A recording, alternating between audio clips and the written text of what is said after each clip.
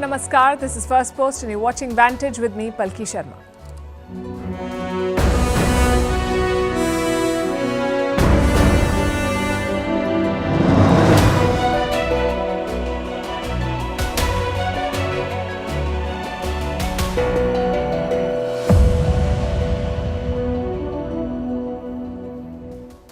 We begin tonight with a story of a rescue mission.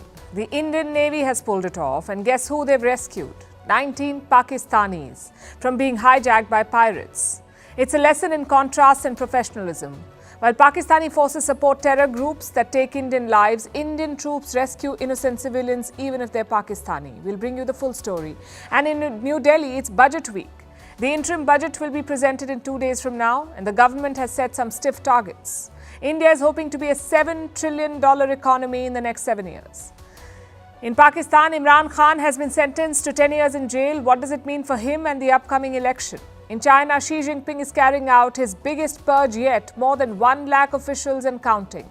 In Australia, 13 tons of vapes have been seized. India and Saudi Arabia conduct their first joint military drills near the border with Pakistan. What is the message for Rawalpindi here? Vietnam and the Philippines come together to counter China. Elon Musk implants a computer chip in a human brain. What does the future hold? And the power of power naps. We'll tell you what science says. All this and more coming up. The headlines first. Will there be a truce in Gaza? Hamas says it's reviewing a new proposal, but deadly fighting and bombing continue in Gaza. More than 120 people killed overnight. The epicenter of battle has been Khan Yunis, the hometown of Hamas chief Yahya Sinwar. China, Xi Jinping receives credentials from Taliban's envoy to Beijing. Last September, China was the first country to appoint an ambassador to Afghanistan. In 2021, the Taliban returned to power in Kabul, but no country formally recognizes the regime. Hong Kong to create a new security law. It aims to crush pro-independence dissent. The government first tried to bring this law in 2003, but shelved it after protests. In 2020, China imposed a sweeping national security law after pro-democracy protests. French farmers are up in arms, blocking key highways to Paris for the second consecutive day. They're angry over pay and environmental policies of the Macron government. Farmers in Italy, Germany, Belgium and Poland are also protesting. Another day, another jolt to the opposition in India. The BJP wins the mayoral polls in Chandigarh. The opposition cries foul after some of their votes were declared invalid. Ahead of the general elections, several leaders from the opposition have jumped ship to the BJP and the ruling NDA. And Nigeria is looking for a former beauty queen. Why? For their alleged drug trafficking. The authorities say she escaped during a recent raid on her home in Lagos.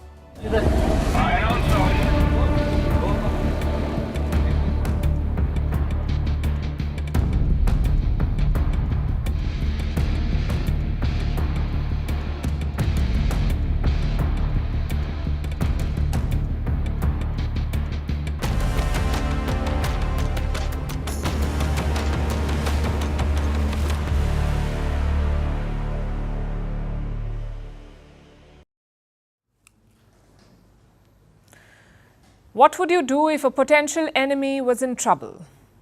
If they were attacked unprovoked, about to be captured by pirates?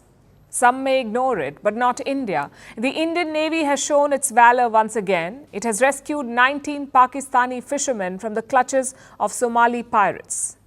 In fact, India pulled off not one but 2 rescues. Hours before saving the Pakistanis, the Indian Navy had rescued some Iranians, again from Somali pirates. First, let's look at what happened. On Sunday, the Indian Navy received a distress call from an Iranian fishing vessel called the Iman. The Iman was being hijacked. Pirates had boarded the ship.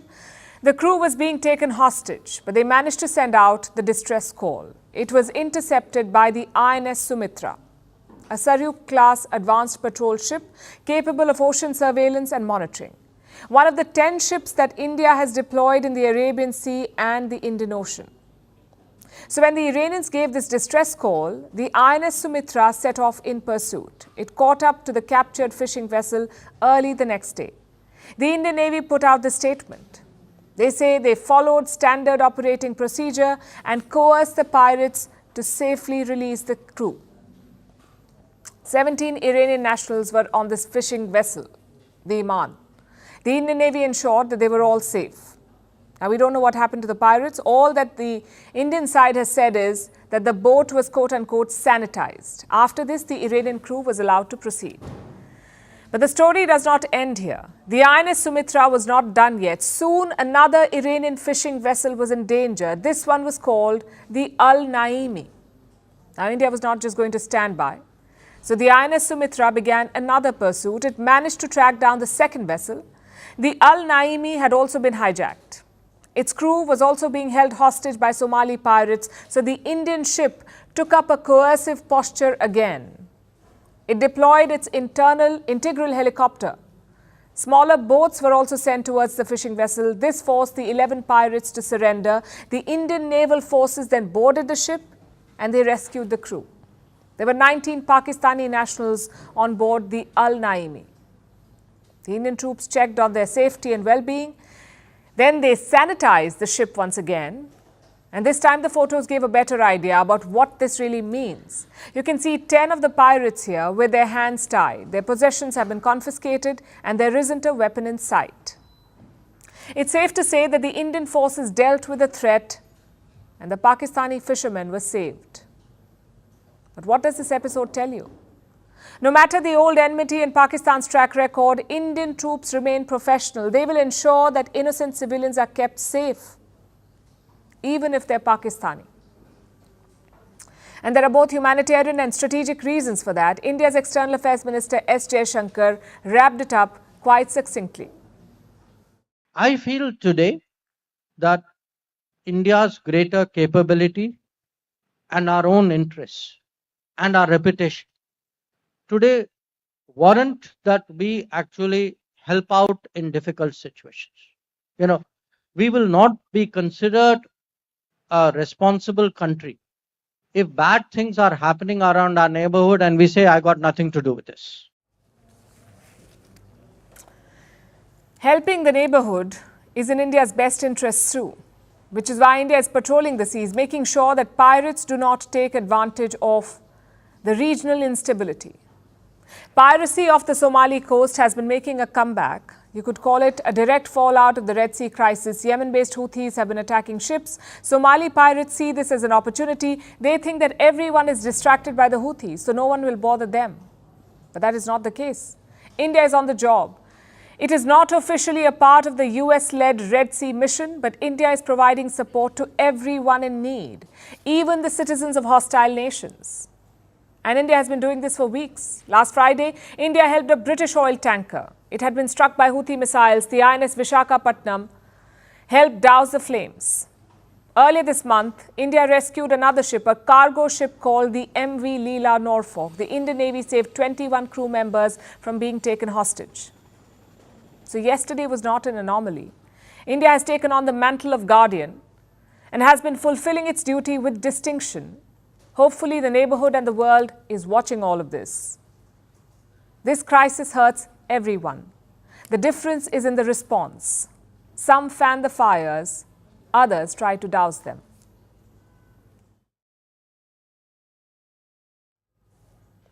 Now let's talk about the Indian economy. This is budget week in India. The government will present the annual budget, the last one ahead of the general election, and no big announcements are expected because this will be an interim budget, a temporary financial plan to keep things going until the election is over and the new government takes oath.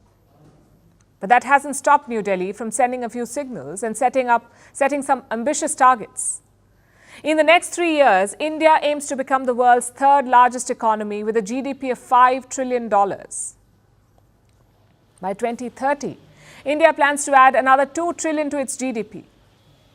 So the goal is to reach $7 trillion in 7 years. Like I said, this is an ambitious target, also a sign of confidence. It shows that the current leadership has faith in its handling of the economy, and they expect to continue steering the ship in the foreseeable future. Now, confidence is a good thing, but are these targets realistic? We say they are. Look at India's growth trajectory, the projections for 2024. The Central Bank of India has given an estimate. It believes India will grow at 7%. The Finance Ministry says they will beat this target, meaning They're aiming for more than 7% growth this year. Similarly, for 2025, the Finance Ministry has released a report. It says India will maintain a 7% growth rate in 2025 as well. And if India can sustain this momentum, it can achieve the targets it has set itself. But that is not to say that there are no challenges. In its report, the Finance Ministry has identified 3 trends that could define the future and shape India's economy, that also happen to pose challenges.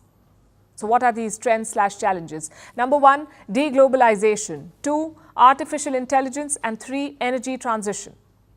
Let's start with deglobalization. What does it even mean? It's the opposite of globalization, basically a world that is less interconnected. The idea is to diversify supply chains and reduce dependence and linkages to certain countries. It's happening as we speak, but it's a slow process. Supply chain alternatives would not emerge overnight. They will take time to shape up. India believes that there is no immediate risk on this front, but going forward, the push for alternatives will be more aggressive. Governments and companies will explore newer and better options. Broadly, they have 2 considerations: low cost and high quality. And why is this trend a challenge for India? It should ideally be an opportunity, a chance to attract global businesses, to reorient supply chains away from China and towards India. And it is a fact that India is the best place to challenge the China model. But here is another fact. This is a highly competitive space, and India is not the only player. There's Vietnam, Thailand, Indonesia, even Mexico. They're all vying for the same market, competing for a bigger piece of the same pie. And that's where India's challenge lies. In order to win the best deals and remain an attractive choice, India will have to remain competitive. And how do you do that? The Finance Ministry has offered a prescription. It says India will have to invest towards lowering the cost of logistics and improving production to build better quality products. So it can be done, but this is the first challenge. The second challenge/trend is artificial intelligence. It is upon us, and it's changing our lives, whether we like it or not. Many companies are adopting AI, investments in AI are growing, and job descriptions are changing overnight. India senses a risk here, because the service sector is a major contributor to the Indian economy. In 2019, services made up more than half of India's GDP. And India is world famous for its IT services, among others. It commands a 10% share in the global market. The rise of AI puts this position at risk. India believes that AI poses a challenge to job creation and that it will slow down the services trend. That's what the report says. The third challenge or trend is energy transition. As global temperatures rise, the pressure on India is also rising. The pressure to move away from fossil fuels and to green energy. Now, this transition will help all of us in the long run, but in the short term, it will hurt growth. It will slow you down. What India needs to do is strike a balance between its growth needs and its environmental obligations. So these are the 3 big challenges: supply chain diversification, artificial intelligence, and green energy transition. This is what India's policymakers are working on. Will Thursday's budget set the foundation to solve these problems? I'm afraid we'll be able to tell you only on Thursday. That's budget day, so watch this space for updates.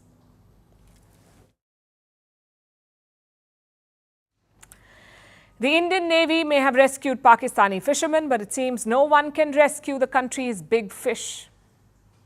Former Prime Minister Imran Khan, he's been found guilty again, this time in what's known as the cipher case.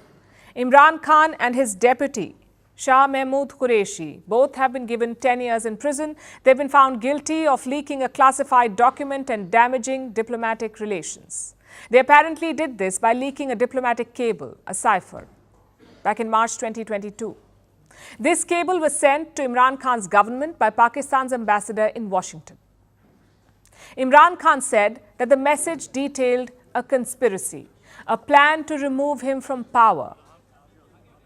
Ironically, he was ousted from power soon after this. He lost a parliamentary no-confidence motion in April 2022, and then he was buried in legal cases, eventually leading to his arrest in August last year. He was initially convicted in a graft case.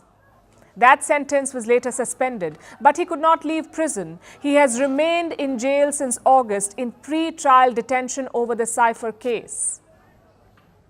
And this trial took place from inside the prison. Imran Khan's team insists it was all a sham.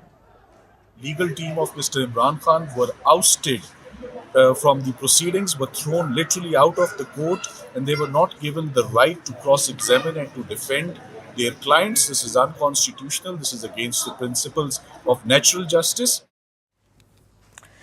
The jail is located in the city of Rawalpindi, home to the general headquarters of the Pakistani army. And this is not a coincidence, of course. But you see, the Pakistani army has a large role to play in this entire drama, as it does in most of Pakistan's numerous problems. The army is the real power in Pakistan. It wields enormous clout. When it hasn't pulled off a coup, it runs things from the shadows. It props up a puppet civilian government and a prime minister they can control. At one point, Imran Khan was this puppet. He had the army's backing in 2018, allowing him to win that year's general election. He won in 2018, but the relationship eventually broke down. Imran Khan turned against the Pakistani army. He wanted independence to push his own agenda. So Rawalpindi struck back. They're said to have engineered his downfall, put up a different puppet regime in his place, and they have been behind his incarcerations.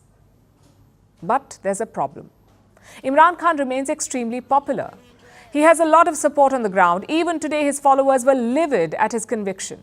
They said the army is trying to bury him. We all know who is honest and who are the looters. Imran Khan is our last hope. The whole system is trying to eliminate him. Pakistan goes to polls on the 8th of February with one of its most popular politicians behind bars. Not just that, his party has systematically been dismantled. A number of senior leaders were forced to defect. They were kept in prison till they denounced Imran Khan and switched parties. Other senior leaders are on the run. Meanwhile, his Pakistan Tehreek-e-Insaf party, that's the name of Imran Khan's party, PTI, it has been de facto banned. The PTI's election symbol was a cricket bat, a reference to Imran Khan's past as an international cricketer. Now, this bat symbol has been taken from them. The symbol was important for Pakistani voters who cannot read. They rely on the symbol to recognize the party they're voting for. Now, the PTI leaders have to contest with unique symbols, which will lead to confusion and lost votes. Another fallout of the symbol ban is on reserved seats.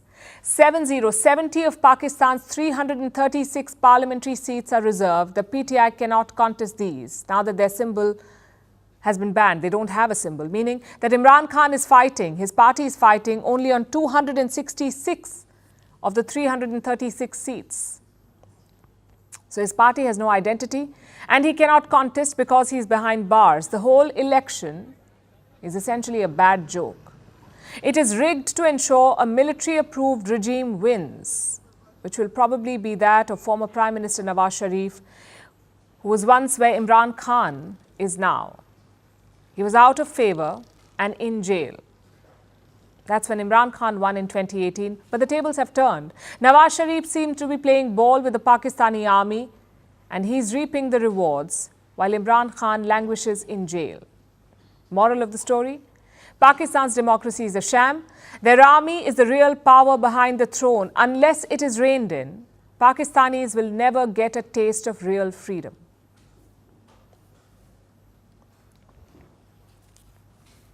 On to China now, where the Communist Party is witnessing a shake-up. It began last year. Beijing sacked many high-profile figures, including the defense and foreign ministers. No explanation given. All we got was speculation, rumors of a massive purge ordered by Chinese President Xi Jinping himself. It was not clear what the full scope of this purge was. But now we finally have numbers. China is purging officials at an industrial scale. In 2023, listen to this, in 2023, some 110,000 officials faced a crackdown, 110,000 in 1 year. These were Communist Party officials from various departments, mostly low-ranking. China's top anti-corruption body caught them. They were engaged in small-time corruption. Xi Jinping calls these people flies and ants. meaning they're small players. 41,000 of these flies were punished for reasons like failing to take responsibility or paying lip service to orders. That was their crime. Another 40,000 were pulled up for small-time corruption, like receiving gifts or money or for attending lavish events. Like I said, these are low-ranking officials engaging in petty acts of graft. They also make easy targets. But the list includes senior officials too. Reports say 45 senior officials in China were purged last year. The Chinese president has a nickname for them too. He calls them tigers, the big players. So tigers and flies. And since Xi Jinping came to power, many such tigers have been pulled up. They have disappeared. They've been put behind bars and purged. And this happens every year. So what's different this time? What's different about these 45 officials? Why is the crackdown of 2023 significant? Because it is the biggest purge on record. China has never before investigated so many senior officials. Compared with 2022, the number of cases shot up by 40%. But curiously, on this list of corrupt officials, there are no names from the military, none from the PLA, the People's Liberation Army. When China released this list, it left out the military, even though the cleanup in the PLA is their worst kept secret. Last year, Beijing removed Li Shangfu, China's defense minister. Just like the others, one fine day, he disappeared from the public eye. Weeks later, China announced that he'd been sacked. No reason was given. But the rumor is that Li is being investigated for corruption. Before taking over as defense minister, he was part of the PLA's rocket force. And this stint of his has come under scrutiny. In fact, there were more sackings related to this from the rocket force. 2 top generals were removed. By the end of last year, more than a dozen military officials had been purged. And that crackdown is not over. Today, China expelled another rocket scientist. His name is Wang Xiaojun. And Wang was an important man. He developed rockets for the Chinese military. He was behind China's Long March 7 rocket. It's used for space launches. Recently, it was used to send supplies to the Chinese space station and to launch satellites. So why was Wang removed? Again, no reasons given. But it could be because of this report. We told you about this a few weeks back. Water was found inside Chinese rockets. Water instead of fuel. It showed the extent of corruption in the PLA. The US conducted an assessment of the Chinese rocket force. They released an intelligence report. It revealed the weaknesses in China's rocket force. It showed that their missile silos were defective. Some of them won't even open. And PLA officers have been removing fuel and filling the rockets with water. So is Wang being held responsible for all of this? It's hard to say honestly, but one thing's for sure. These high-profile, large-scale sackings are bound to weaken the PLA. Now let's turn our attention to vapes. They were invented about 2 decades ago. Initially, they were used as smoking cessation devices. They were marketed as the lesser of 2 evils. Vapes have come a long way since. Now they come in candy, soda or fruity flavors, in a kaleidoscope of colors. They have a new name as well, puff bars, and a new target, teenagers. Millions of teens are vaping the world over. In the UK, youth vaping has tripled in the past 3 years. Now Britain wants to ban disposable vapes. Meanwhile, Australia has already banned the import of vapes, yet more than 13 tons of disposable vapes worth $4.5 million have been seized at the border this week. How and why are e-cigarettes making their way into the hands of children, and can it be fixed? Our next report tells you. When vapes first came to the market, they were seen as the lesser of 2 evils. Their main role was to help people move away from traditional cigarettes. But over the past few years, vapes have undergone a revamp. They are no longer called e-cigarettes or vapes. They have a cute nickname, puff bars. Vapes are no longer a smoking cessation device either. They are a trendy accessory, donned by children and teens. Also, they are no longer boring looking. Vapes now come in a kaleidoscope of colors and a cornucopia of different flavors. Kiwi and strawberry, bubblegum, soda, you name it. And the stores near you will probably have it. After all, stores are displaying vapes right next to candies. And influencers are casually vaping on TikTok. All of this has curated the perfect storm of vape smoke. And this is the result. Increasingly, vapes are making their way into the hands of children. There's been a sharp uptick in the UK. Last year, 20.5% of children 11 to 17 tried vaping. That's 1 in 5, up from 15.8% in 2022 and 13.9% in 2020. Meanwhile, regular youth vaping has tripled in the past 3 years. This is a big problem. Vapes may be less harmful than cigarettes, but they contain nicotine, which is highly addictive. Vapes also come with a suite of other chemicals. All of this can cause lung damage, breathlessness, and nicotine poisoning. There have been cases of burns or shattered jaws from exploding vapes as well. And apart from health concerns, they're also a major environmental hazard. Disposable vapes contain lithium batteries. An estimated 5 million are thrown away each week in Britain. So now, Britain wants to ban single-use vapes, restrict their flavors, and regulate packaging and displays. Talk to any parent or teacher, as I've been doing here at this school in Darlington this morning. They'll talk to you about the worrying rise in vaping amongst children. Now, children shouldn't be vaping. We don't want them to get addicted. We still don't understand the full long-term health impacts of vaping. So it's right that we take strong action to stamp this out. That's what we're doing, banning disposable vapes.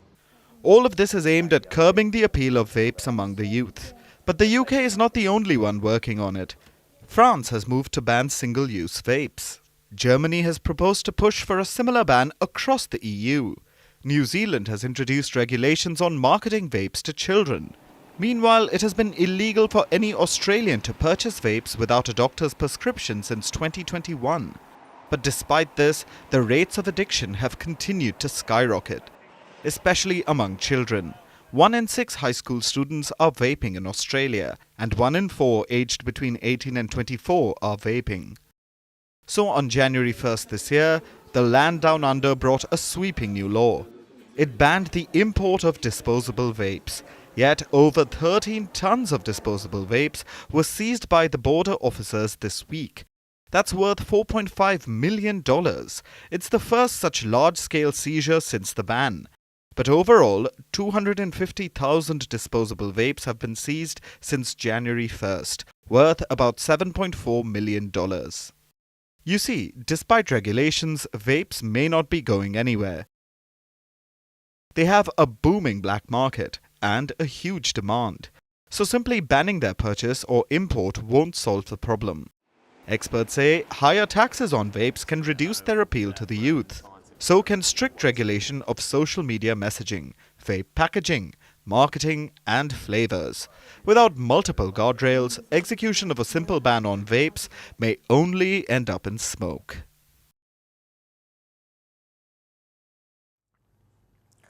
Our next story is about forming friendships. Troops from Saudi Arabia are in India, and this is a landmark event because India and Saudi Arabia will host their first ever bilateral army exercise. It is named Sada Tanseek, an Arabic term which means forever in coordination.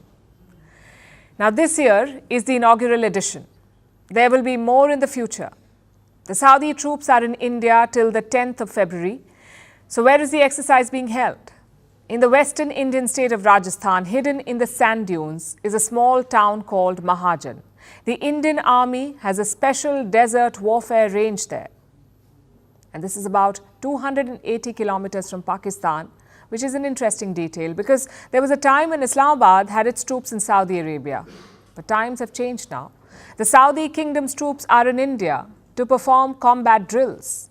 A 45-member contingent of the Royal Saudi Land Forces is taking part. India too has a 45-member team from the mechanized infantry. The unit is called the Brigade of Guards. The exercise began yesterday, the 29th of January. They'll perform a wide range of military maneuvers over a span of almost 2 weeks. The main focus will be on 3 things: cordon and search operations, house intervention drills, and live fire exercises. The two armies have even put up a joint statement. It says the troops will share their experiences, techniques, and tactics. But like I said, the larger focus is on friendship. And how did this come about? Let's take you back to September last year. New Delhi hosted the G20 summit. India's diplomatic influence was on full display, and right after the summit began a state visit. Saudi Crown Prince Mohammed bin Salman, better known as MBS. He was India's guest. MBS and Prime Minister Modi held extensive meetings. They agreed to expand cooperation in trade and investment, in energy, and in defense and security. And the result is this: their first ever army drills together. Prime Minister Modi's personal equation with MBS has played a role. India and Saudi Arabia have been getting closer, particularly in defense. In fact, it all began 3 years ago in 2021. The Indian Navy sent the INS Kochi to Saudi Arabia, the same ship that is currently deployed in the Red Sea. In 2023, the naval drills expanded. India sent 2 warships instead of 1. The focus was on sea dominance and anti-piracy drills. And fast forward to today. The military engagement has evolved. It's because mutual trust is deepening. India and Saudi Arabia have established a joint committee on defense cooperation. So basically, Saudi Arabia has now become a major partner. In fact, this is part of a trend. Earlier this month, India hosted troops from the UAE. Guess where those drills were held? The sand dunes of Rajasthan, the very same place where the Saudi troops are now performing their drills. So is this a message to Pakistan? Because there was a time when Islamabad was a close ally of West Asia. Pakistani troops, like I told you, were stationed in Saudi Arabia, and this was the case for decades. Pakistan also trained thousands of Saudi troops. Their defense cooperation had no limits, it seemed. But now Saudi troops coming to India shows a clear shift. Also a message to the Islamic world that New Delhi has their trust. And with the security crisis in the Red Sea, stronger military ties between India and West Asia means only good news for the region.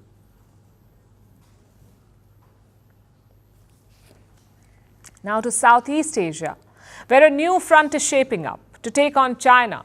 The Philippines and Vietnam are teaming up. They have signed security agreements targeted at the South China Sea. The idea is to counter Chinese aggression in the disputed waters.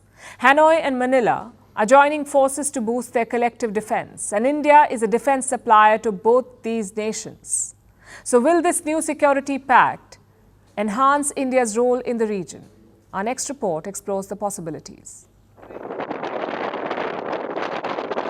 Tensions in the South China Sea are high.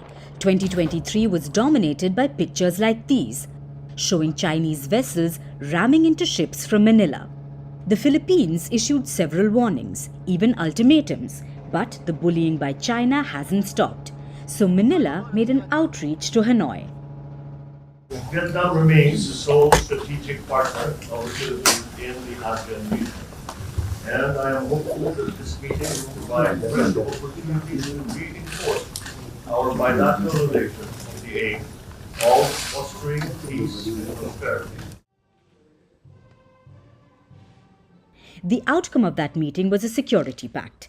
The agreement brings the coast guards of the Philippines and Vietnam closer. They'll step up their cooperation through joint drills and training. Eventually, both countries would like to run operations together in the disputed South China Sea. The agreement is likely to provoke China, but Beijing might even be taken aback. Both Vietnam and the Philippines are on opposite ends of the South China Sea dispute. They are among the 6 parties claiming the region. China's territorial claims in the region are the most extensive. Beijing asserts that nearly all of the South China Sea falls under its jurisdiction. Manila and Hanoi have overlapping claims. While a security pact may not settle their disputes, it can help them manage their differences. And perhaps corner China in the region. In recent years, the South China Sea has become extremely volatile, with Beijing becoming more assertive in staking its claims. Last week, it challenged Vietnam over 2 islands in the region. Beijing issued a warning to Hanoi. The Shisha Islands, known as Paracel Islands in English, and the Nansha Islands, known as Spratly Islands in English, are China's territories, and there are sufficient historical and legal grounds for this. China first discovered, named, developed, and operated these archipelagos and continues to exercise sovereignty over them. China consistently opposes the illegal claims of the relevant countries to Chinese territory and will continue to firmly safeguard its sovereignty. These threats are becoming more frequent. It has forced their stakeholders to join hands and step up their collective defense. This has created an opening for India. Since last year, New Delhi has been courting Southeast Asian nations. India is offering them weapons and powerful military equipment. Both Manila and Hanoi have emerged as beneficiaries. This year, India will deliver the BrahMos missile to the Philippines. The missile system is expected to reach Manila in March. Last year, Vietnam received a warship from India, a fully operational missile corvette fitted with medium and close-range guns, as well as missile launchers. The warship was a gift from New Delhi to Hanoi. As Hanoi and Manila unite to protect the South China Sea, primarily from Beijing, Indian military hardware could play a key role in strengthening their collective defense. Now let's talk about Elon Musk. He put up a post a few hours ago on Twitter, now known as X, and this is what he said. The first human received an implant from Neuralink yesterday and is recovering well. Initial results show promising neuron spike detection. For the uninitiated, here's what it means. Elon Musk has just put a computer chip in a human brain. His startup called Neuralink has started human trials. Musk co-founded Neuralink in 2016. 8 years later, they have their first human test subject. This is a big milestone. It will allow us to see proof of concept. And what is a concept? A brain-computer interface, or BCI, brain-computer interface. The technology will allow people to control machines with their thoughts. Musk had a follow-up post. He says the first product is called telepathy. It will allow you to control your phone or computer just by thinking. And through them, you can control other devices. If it works, it could be a game changer, especially for people with some form of paralysis. They could benefit immensely from a technology like this. Musk says they will be the first recipients. Here's what he wrote, and I'm quoting. Imagine if Stephen Hawking could communicate faster than a speed typist or auctioneer. That is the goal. It's an ambitious dream. But how does the technology work? Let me take you through what we know so far. A computer chip and other electronics will be inserted into the brain. This is the link in Neuralink. It's reportedly about the size of a few coins. The chip will be battery operated. It can be charged wirelessly, so no need to worry about replacing it, which would be hard anyway because it will be inserted directly into the brain. So replacement would be a problem. And this insertion will happen by a special surgical robot. They will put this chip into your brain. Yes, a robot, not a trained neurosurgeon. This is because one part of the link has wires directly hooked up to your brain. It is so intricate, apparently it cannot be done by humans, so you need a robot to do it. These wires or threads monitor your brain activity. They will read your thoughts and pass them on to the chip. The chip will then send a signal to an app on your phone or computer. That is how the setup works. It may sound complicated, but it's not exactly revolutionary. The first device like this came out all the way back in 2004. There are other companies that have been doing this, working on the brain-computer interface for years to get your brain to talk directly to a computer and get machines moving. Older devices let people control a robotic limb with their mind. So it has been done before. Then what makes Neuralink special? The sheer volume of brain signals that it wants to capture, that is what's special. The other brain chips that exist are slower. They may not allow for what Elon Musk wants to do. Because helping people without limbs is just the beginning. He eventually wants an advanced brain-computer interface. Imagine driving a smart car with just your thoughts, or playing video games with your mind, or accessing all the information on the internet through your brain.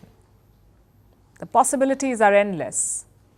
There's a reason Musk is calling this first product telepathy. It sets the tone for what is to come. Eventually, we could reach new heights of human capabilities, humans augmented with machine parts that are mind-controlled, like a cyborg in a sci-fi movie. But of course, there are drawbacks and threats too.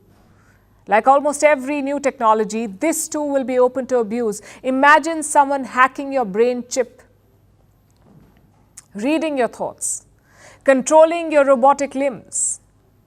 It's a terrifying prospect, and someone will likely manage to do it, so we need to be cautious. Guard against the potential risks while exploring the potential benefits. Such brain chips may help millions of people, and Elon Musk's company has taken a crucial step towards this. Now we wait and watch. We see how the human test subject reacts to the Neuralink chip. The next few weeks will tell us how far along the technology is and how long until you get such a chip in stores near you.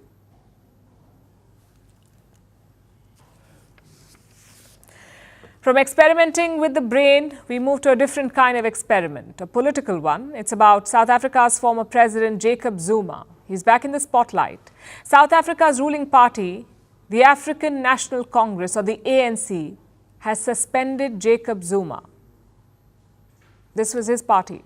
He's been suspended. This comes just weeks after he denounced the ANC. He declared that he would campaign for a new party. Now, his rivalry with the ANC and South African President Cyril Ramaphosa is out in the open. It's an old one, really.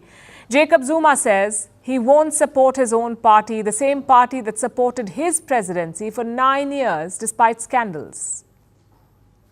Now they can't seem to find common ground. Their partnership of almost 60 years is coming to an end. Zuma has been given 2 days to respond to his suspension. South Africa will vote for a new president in a few months from now. What does this spat between Zuma and the ANC mean ahead of the polls? Here's our report. South Africa's former president Jacob Zuma is making waves again. The politician has been suspended from his own party. The African National Congress has booted Zuma. This comes just weeks after the former South African president picked a political fight with the ANC. It goes back a few weeks. In December last year, Jacob Zuma shook South Africa's political landscape. The 81-year-old withdrew his support from the ANC. Zuma announced that he would back a new party, the newly formed Umkhonto weSizwe party. Zuma's daughter made the news public. She read out a statement from the former president. In 2024, I will vote for the Umkhonto weSizwe MK party. And Zuma wants his supporters to follow his lead. He says anyone who votes for the ANC is betraying South Africa. Now, the ANC has suspended Zuma from the party. It is all unraveling just a few months before South Africa goes to polls. Jacob Zuma has been associated with the African National Congress for almost 60 years. Their relationship goes back to the struggles during apartheid. Zuma rose through the ranks of the ANC. He was voted party president in 2007. In 2009, Zuma became South Africa's president, and he stayed in power till 2018. However, his rule was filled with allegations of corruption and scandals. But despite all the turmoil, the ANC supported Zuma. And while Zuma is no longer in power, his legal battles continue. And now he also has a political one on his hands. The African National Congress has been in power for almost 30 years. First, it was Jacob Zuma who was in power. Then the baton was passed over to Cyril Ramaphosa. In 2018, Ramaphosa inherited Zuma's cabinet. He instantly reshuffled the portfolios and removed many ministers of the Zuma era. Ramaphosa said he wanted the government to have a new start, one that would shed the baggage of close ties with the Gupta family. The Gupta brothers are a wealthy and influential family from India. They were known for their proximity to Zuma and his senior officials. The family was accused of winning government contracts by influencing ministers. They were infamously known as the Zupta brothers. Ramaphosa wanted to create a new image for his party. This ignited a political rivalry which is unraveling today. And Ramaphosa is aware of that. The actions we were mandated to take against corruption and state capture have at times caused friction amongst us. The rivalry between Zuma and Ramaphosa has created this political rift. And despite this emotional message from Zuma, I will be a member of the ANC until I die.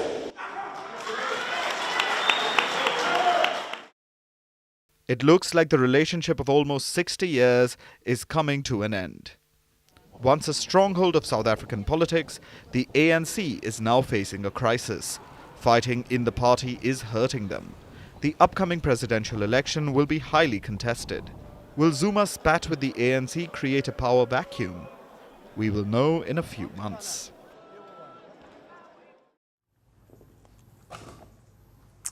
Our last story tonight is about a superpower.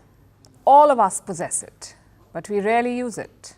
I'm talking about the power of power naps. For years, napping was seen as a sign of laziness. We say things like caught napping or found asleep at the switch. But lately, nap time has gathered newfound respect. New scientific evidence proves that napping is powerful juice. Now, the academics may get a lot of told-you-sos, for starters, from nesting penguins who nap over 10,000 times a day, or babies who can nap at least thrice a day, or even cultures where afternoon naps are a daily ritual, like in the states of West Bengal and Goa in India. Their afternoon naps are sacrosanct. The Spanish are renowned for their daily siesta. Japanese workers also enjoy what they called hirune, or afternoon naps. But maybe their side eye will be well deserved because some shut eye can do wonders. Regular naps are good for our long-term health. Naps lasting just 15 minutes can help our body repair. They help regrow tissues, build muscles, and strengthen the immune system. But more than this, naps are great for our brains. They keep our brains bigger for longer. Let me explain why that's important. Think of your brain as a fruit. As you age, the brain will shrink in size. So the brain volume will decrease. And this has been linked to a wide range of diseases. It's a major reason why older people are more prone to ailments. People with smaller brains are more likely to have higher levels of stress. Also, higher risks of cardiovascular diseases and dementia. Naps help us process new information, consolidate our memory. They give our brains much needed rest. Naps lasting just 5 to 15 minutes immediately improve how we perform mentally. Their effects can last up to 3 hours, and regular naps over the week can delay brain aging by 3 to 6 years, thus keeping our brains bigger. Now, this is probably why tech giants like Google, Samsung, and Meta have nap pods in their offices. Why truck drivers and hospital interns have a culture of napping. It helps them maintain alertness. Or why many schools incorporate nap time for children. I'm no mind reader, but at this point you may be thinking that naps don't work for everyone. Maybe they don't leave you feeling refreshed. You just end up feeling more tired. Sometimes you wake up after a power nap and don't know which planet you're on or what year it is. In that case, let me tell you this. When it comes to power naps, timing is key, like when you nap and for how long you nap. Power naps should not go for longer than 20 minutes. And they yield maximum benefits when you nap in the afternoon, that is between 1 p.m. and 4 p.m. That's when naps boost physical and mental performance the most. But if you frequently need daytime naps, it can be a cause for concern. It can be a sign that you aren't getting sufficient sleep, because naps are no substitutes for a good night's sleep. They're just additional bonus. So it is not just important to get into the habit of naps, but to do it right. As they say, sleep is nature's medicine.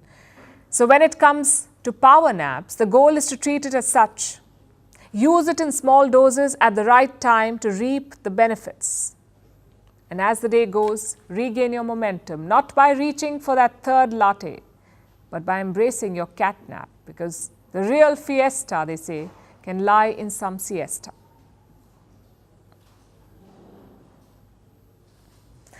And finally, it's time for Vantage Shots, images that tell the story, starting with the American state of Oklahoma, where a police officer survived a violent crash. In Hong Kong, dragons and whales lit up the sky. In Brazil, a carnival went to the dogs, quite literally. And finally, we're taking you back in history. On January 30th, 1948, Mahatma Gandhi was assassinated. Gandhi was a key leader in India's independence movement, reverentially called Father of the Nation. We're leaving you with that. Thanks for watching. We'll see you tomorrow.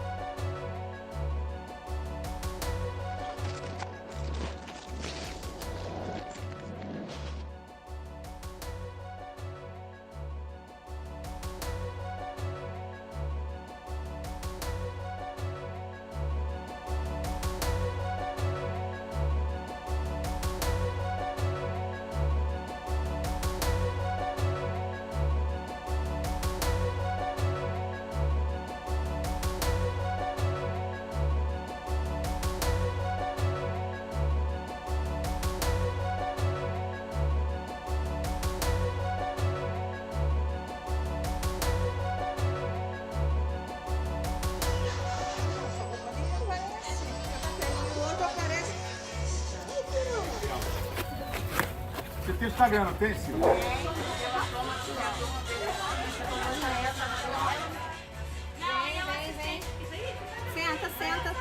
Senta.